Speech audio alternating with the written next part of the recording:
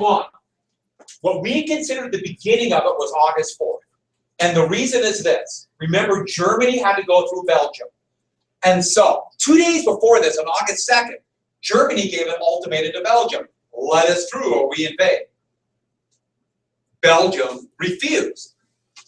So Germany entered. Britain gave Germany an ultimatum. On the 3rd, you have 24 hours to leave Belgium. Germany, of course, ignored Britain, and Britain declared war on August 4th.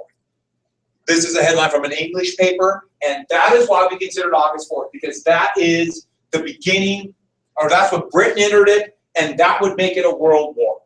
Fought on all the seas. It's going to be fought in Africa and Asia.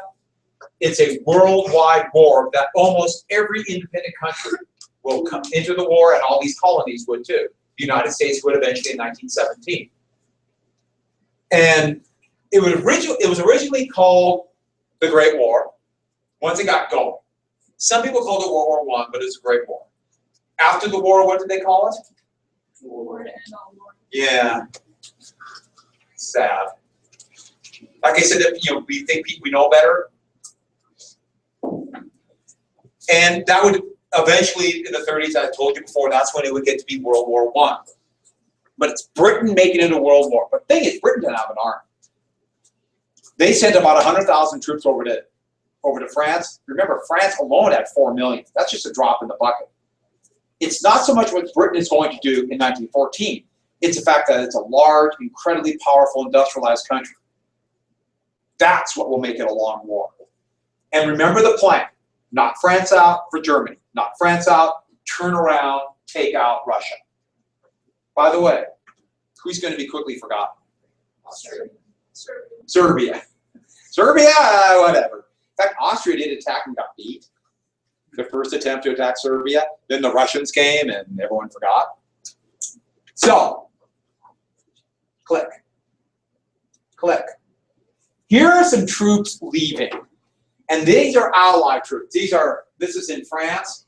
And this car is an officer reading out the proclamation for reserves to go in. This is taken from a building in Paris.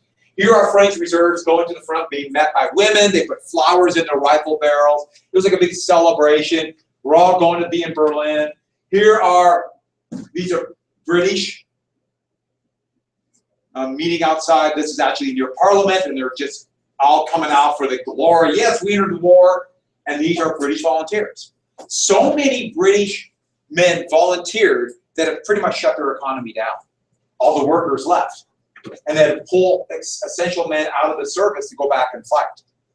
They had no plan on this kind of mass army, even though it's going to take a long time for them to get ready. Here are Germans. And this one is, you can make it out of onto Berlin. And they loaded them up in boxcars, anything they could, and got them to the frontier. Yeah. Was there any conception of how bad the war was going to be? Only a few, especially the socialists, who looked at it logically. This is a war for empire and imperialism, and who's going to die? Average young men. But not majority. And some people like Lenin, the head of the Bolsheviks in Russia, was overjoyed. This kind of war might be enough to lead to a revolution. Here are young German volunteers and the 18-year-olds and other young men who either went to reserves for whatever reason, they're off joining and cheering. I like this one. You can see the flowers. They put it into their hair. They're decorating the helmets as they went to the front. It's going to be a great show. It's going to be so much fun. Here's Munich. Thousands came out to cheer the war, and this was done after the war. Who is that? Adolf Hitler. Overjoyed. And he immediately volunteered. Hitler was an Austrian who fled Austria. He claimed later on to pursue his art, but in reality he was avoiding the draft in Austria. Then we joined the Bavarian army. Yeah. Well, they could do that then. You could, oh yeah, you could enlarge the photos. And the thing was, the Nazis did this because they wanted to show that Hitler was there supporting the war from the very beginning, and he was a war hero. He would be awarded the Iron Cross for bravery twice. In World War I, he was a runner. He ran messages from the front back to the rear. An incredibly dangerous job. And so he'd be awarded that twice. That would really build his reputation after the war. He finished the war as a corporal, so the lowest non-commissioned officer. And there was a picture of him in Belgium. Can you see him? Being a runner is very dangerous, so you have to be a master of disguise. And so Hitler, Why is a monster? huh? Because the runner would have to go out in the open and run messages back. And so and everybody knows why that one man is running. So why did Mike Hitler just draw the short straw? No, he actually volunteered for it. And he was very good at it. Very dangerous. That's Hitler. This picture, another one done by the Nazis, and what happened is they put a little tape X over this, and then this is a picture of a picture. No, actually, every place Hitler went, there's an X. There's this X kind of following. People should have noticed that. There's an X over that guy. Don't trust him. But back to the Schlieffen plan. And as you can see from this easy to follow map, why is it easy to follow? Arrows. Oh, thank you. They actually did a small little British force met him here, but for the most part, the Germans swept through. But there were a couple Belgian forts that held out. The French did attack right here, and it was awful. You don't need to know this for the test. I'm just telling you it's the Battle of the Frontiers, and it was a slaughter. The French attacked machine guns in fortified positions, showing great courage, but lost over 100,000 men in a couple days. It was a slaughter. The poor soldiers with their nice bright red pants and navy blue uniform. But at Liège, there's a series of forts, and I just put this up here. Liège is really industrial town. These forts are still there. They have between 10. Well, some of the cement walls are as much as 2 feet thick. Some of the roofs are as high as 10 feet thick. These massive cement fortifications. The new modern artillery, and the reason I'm telling you about this is to show that modern artillery seemed to show that everything was new now. This shocked everybody. It wasn't a perfect cannon, but the Germans had invented a 420 millimeter cannon called Big Bertha. That's Big Bertha. That's 16 inches. It fired a 2,000-pound shell, the size of a small car. It was huge, Big Bertha. Krupp Steelworks, a company in Western Germany known for very high quality steel and weapons, made this. And Alfred Krupp, who was running it for the Krupp family at that time. You won't need to know Krupp, I'm just telling you the story. Krupp's daughter was named Bertha. So they named this 420 millimeter gun after her, Big Bertha. How would you like to be for the rest of your life known as Big Bertha? Poor Bertha. No, she was not big, they just named it after her. And this is supposed to show how the shelling just literally shook the Belgian defenders apart. And yes, they did take the forts, but the problem is it slowed the German advance down. It took more men than they thought. Remember what I told you, the Schlieffen plan didn't have enough men. And this is an important thing. You have to write down poor little Belgium. Because this became one of the most potent weapons for Allied propaganda to emphasize German treatment in Belgium. Here's little Belgium, and the big bully Germany took it over. And yes, Germany did treat them with horrible cruelty. After the war, during and after the war, Germany is going to say, well, we didn't really do it. It wasn't that bad, that was just Allied propaganda to make us look bad. No, actually, they were really bad. A little town called Devon. This is supposed to be a drawing of it. It wasn't quite like this. But some Belgian, probably the equivalent of a National Guardsman, took a pot shot at Germans marching through. And they lined up every adult they could. And this is a painting supposed to show them that it's supposed to be a priest. But they actually executed over 100 men along the Meuse River. Germans did this as a reprisal. And this is showing them taking people away into captivity. Yeah. Almost all young men and women, all you guys, probably would have been in Belgium, almost certainly most of you would have been sent back to Germany to be slave laborers in World War I. They did the same thing in France, areas they occupied in France. And so they did treat them with great brutality. They took every scrap of food there. Belgium, by 1918, famine conditions, thousands would starve to death. So the Germans did treat them horribly. But then the Allies took that and made it even worse. But the Germans would say after the war, no, no, we didn't. And then really say that after World War II. Why? So that means the conditions for surrender were as harsh. That was part of it, but more now we're talking reputation. In World War II, they could say, though, the cruelty of the areas the Germans occupied in World War II weren't all real. They weren't just German, or they weren't what all Germans did. They were who? Who did it? The Nazis did, not the Germans. No, it's the Germans in both cases. They just wanted to make World War I not look as bad. So here is British, another British. This one's in America. There's a lot with little Belgium, but halt the Hun. But everybody knew what this is. This woman in the shot is implying something horrific is going to happen to her by this German soldier, but everybody knew it meant Belgium. Everybody knew.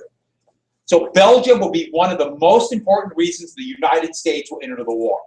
That's going to be one of the reasons that Woodrow Wilson will give in 1917, Belgium. So back to the fight, though. The Schlieffen Plan began to break down. The men were exhausted, the supply lines were too long, but then something else big happened. The Russians. The Russians weren't supposed to attack for 6 weeks. They did it in 3. The Russians attacked here. This area is called East Prussia. They attacked in 2 huge prongs, almost 800,000 troops, and almost 1 million into Austria. Now, half of them didn't have rifles. There are some flaws. Most of them carried only 7 bullets apiece, which you could fire in about a minute. There were flaws, but the Russians did everything they could. The Tsar made them attack before they were ready to relieve pressure. The Germans panicked. They actually took men from Belgium to try to get them back to stop the Russians. They didn't get there in time.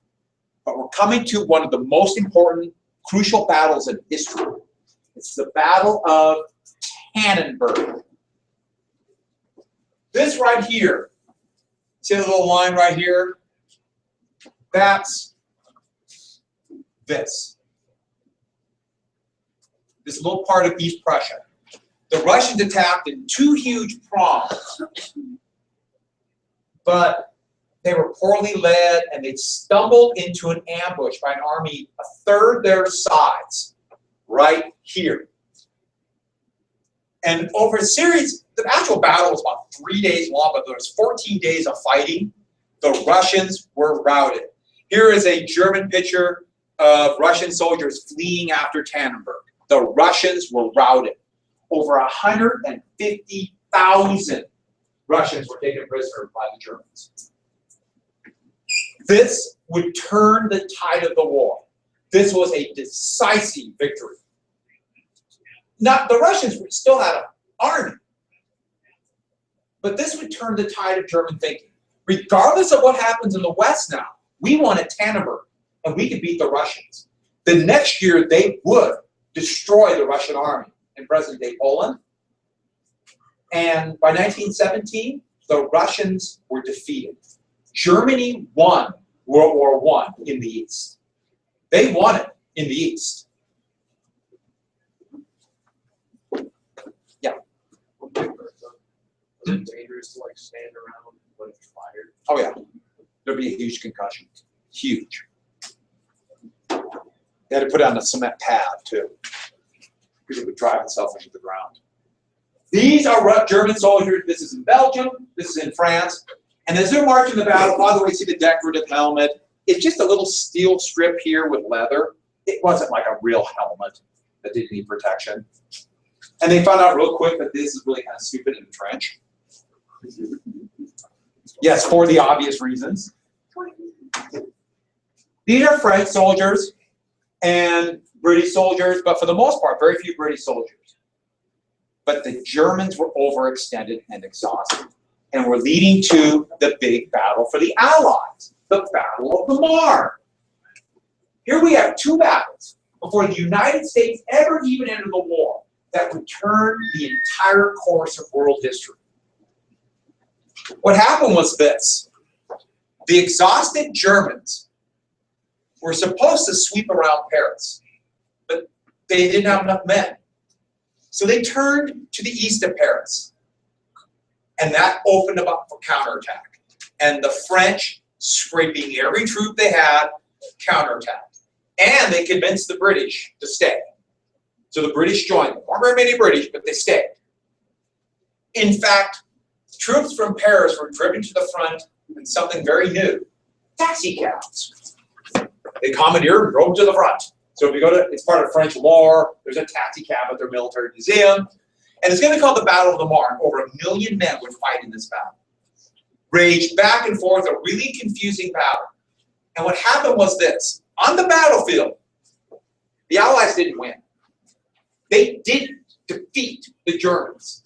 But the Battle of the Marne is important because the Germans realized the Schlieffen Plan has failed. So they pulled back to this green line here and did what? Yeah, dug in, dug trenches on the high ground. The Battle of the Marne convinced the Germans to pull back. And so, strategically, long term, it's a huge British and French victory. Even though on the battlefield, they didn't win the battle. These two battles are huge. Tannenberg. And what you got to get for Tannenberg is this. It convinced the Germans to stay in the fight. They stayed in the fight. We beat the Russians, so we can get anything we want from the Russians. All we got to do is hold out here and we'll get a good peace agreement. That's what the Germans thought. We'll beat the Russians. The Marne convinced the British and French to stay in the war. Does everyone got that? If they would have lost that battle, the French would have had to sue for peace. But since the Germans retreated, the French and British thought, let's stay in. And what would happen is, for the next month, stalemate. Both sides would dig trenches along this green line, and the front would remain there for the rest of the year. This was the bloodiest time of the war. On the Western Front alone, from August to the end of the year, there were over 1 million casualties. It was hard to even comprehend. And that's everyone in the state of Montana. Yeah. What would have happened if the Germans had kept going with the Schlieffen Plan? They just didn't have enough men, so it would have failed. By the time they got to here, they couldn't do it. The supply situation was just, So they were too overextended. what did the Marne change then? The Marne just convinced the Germans, it convinced them that the Schlieffen Plan has failed. So if the Marne hadn't happened, they would have just kept going. Maybe, but yeah, they just had too many supply situations. There would have been a battle somewhere. And so this is huge. These two battles. Yeah. So if Russia would have waited a few months, that would probably have been. There's a chance. There's a legitimate shot. Even just a week. Or if the Germans would have pulled back and not attacked Tannenberg. Yeah. Who knows? And one more thing then. Think about 1 million men on the Western Front alone. Gone.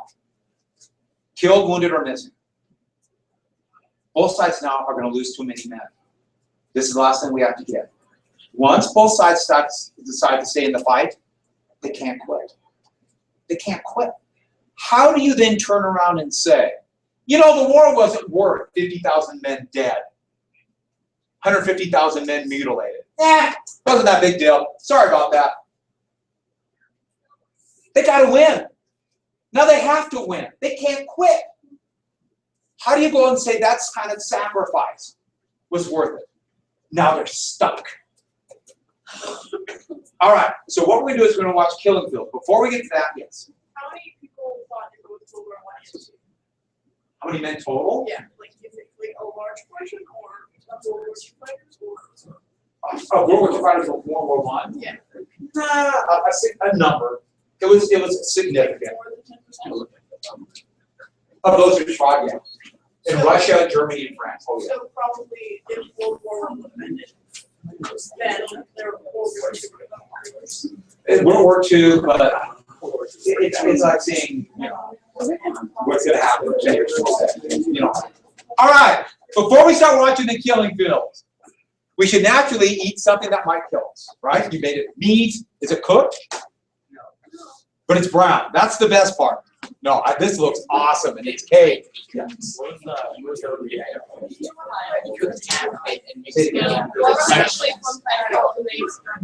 they try to. Oh yeah, they originally had it was just a plant, but they had to do Monty came up with a plant. It's called plant orange.